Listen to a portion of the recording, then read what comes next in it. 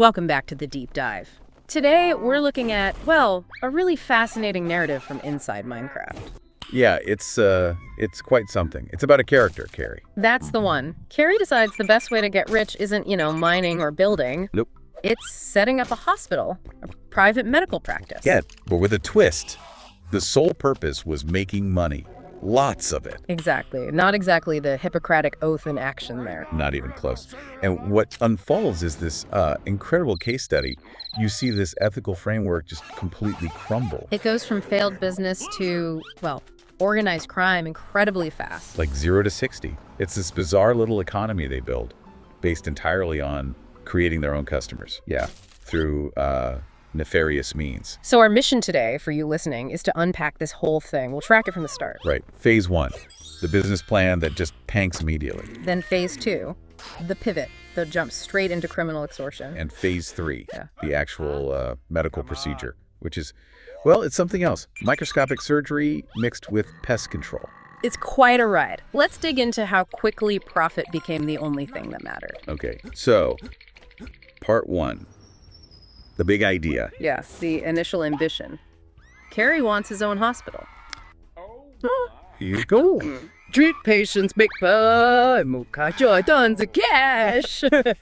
Seems simple enough on the surface. Provide a service, get paid. Right, but the reality check came instantly. They get their first potential patient? Can they do background checks? Standard procedure, maybe? Apparently. And they find out these people are Don Hotel. Extremely poor. Yeah, Dorbin, the partner, basically says, look, I had a patent. They can't give us anything. Zip. So the market they targeted, completely insolvent. No paying customer. The business model is dead on arrival. And here's where it just goes off the rails. There's no, let's rethink this. No discussion of, maybe a charity wing or finding different patients. Nope. The instant they realize these patients can't pay, Carrie comes up with a suggestion. And it's not, let's discharge them. Far from it. He suggests they should just kill them. Wow. Well, kill the patients because they're poor, and then harvest their organs. Amenthyrapurins. Sell their kidney. So they literally go from doctor to potential murderer and organ traffickers in one conversation. The ethical collapse is instantaneous. It's breathtaking, really. But wait, they didn't actually do it, right? What stopped them?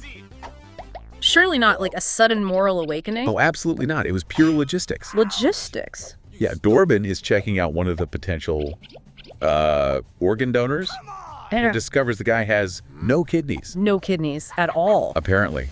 It's just this bizarre anatomical detail in the story. So the only reason they didn't become organ harvesters was because the first potential victim lacked the specific organ they wanted. Pretty much. Yeah. That one missing pair of kidneys derailed the entire black market scheme. That's unbelievable. So, okay. Legal practice failed. Illegal organ harvesting failed due to lack of product. Right. Conclusion. This client base offers no profit. The business is a bust. So what's next? They can't just wait for rich people to show up. Exactly. They realize they need more VIP patients, paying customers. But the village doesn't have any.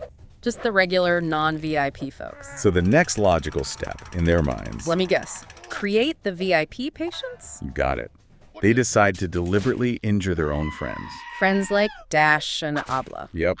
Hurt them badly enough that they had to become paying customers. Yeah. Force them into the system. Okay, that's the shift. From passive failure to active premeditated crime. Manufacturing trauma for profit. The doctor is now officially an extortionist. It's market manipulation at its most direct coupling. Right. Part 2. They pick their target. Dash. Right.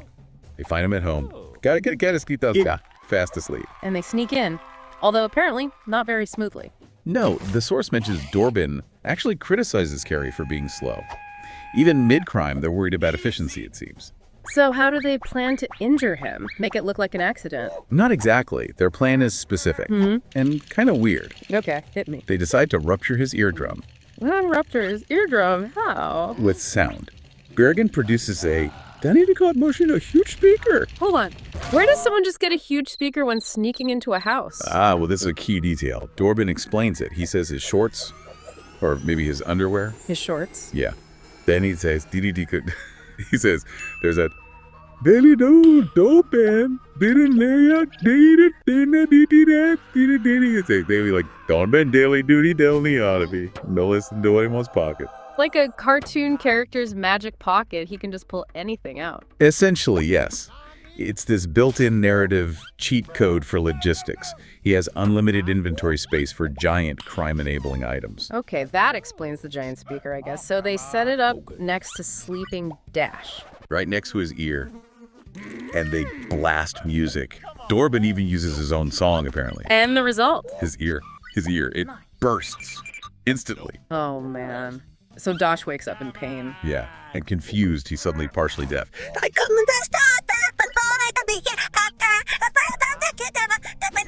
can't hear anything. And there's blood? Yep. Hey, not pouring out. He's completely disoriented. And they try to talk to him.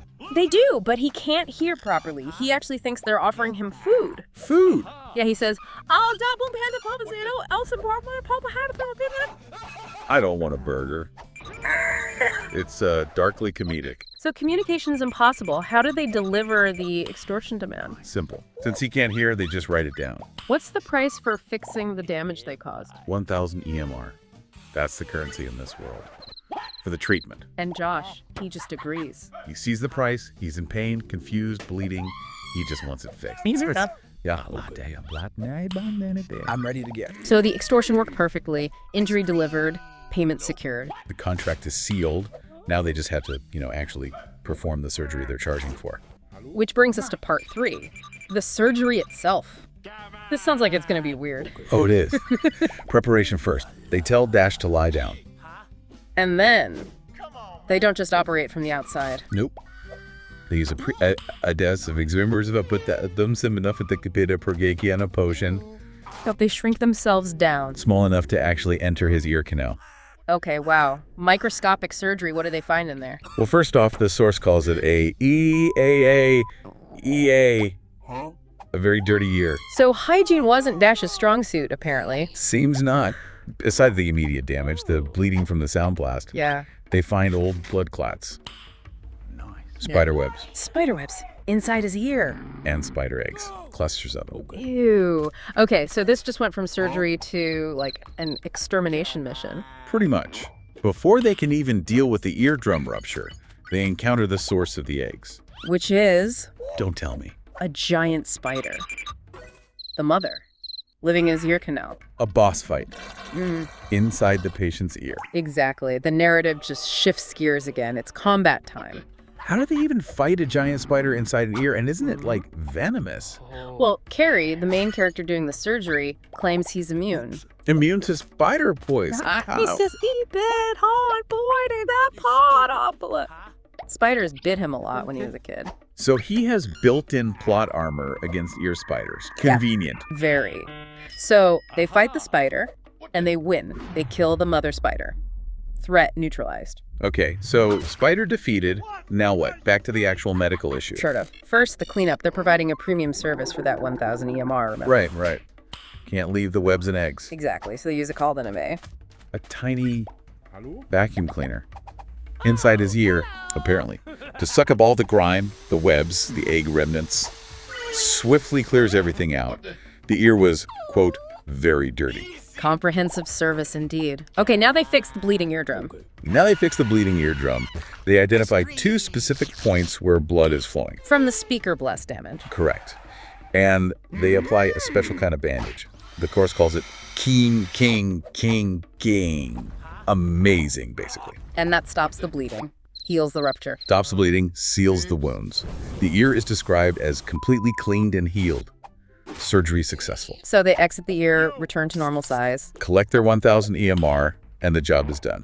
Bizarre, high-stakes, microscopic surgery complete. Wow. Just wow. Okay, let's zoom out. What does this whole narrative arc really tell us? I mean, it's a story about an incredibly rapid, almost frictionless slide into crime, isn't it? Yeah, it seems like there are no barriers. Right. When the legitimate business fails, the first impulse is immediately criminal, organ harvesting. And when that fails, purely due to a weird anatomical fluke, the next step is manufacturing the demand yourself, creating victims, direct market control through violence and extortion, It's a kind of horrifying model of victim-based commerce, high margin, totally controlled. Exactly. They didn't find a niche, they carved one out with a sonic blast. So for you, the listener, the key takeaway here is how quickly the pursuit of profit seems to override everything else in this simulated space. Yeah, ethics just evaporate, and the system they end up with requires them to create victims to get those high-value customers. It paints a pretty bleak picture, even for a game world. And it leaves you with a pretty stark final thought, doesn't it? Go on. Think about it. That initial plan, killing poor patients for organs, was only stopped because one guy was missing kidneys. Right. A logistical hiccup, not a moral objection. So what does that tiny detail really say about the value placed on life versus profit in this world? And how thin really is that line between doctor and criminal when money is the absolute only thing driving the decisions? Something to definitely mull over, how fragile those boundaries can be. Maybe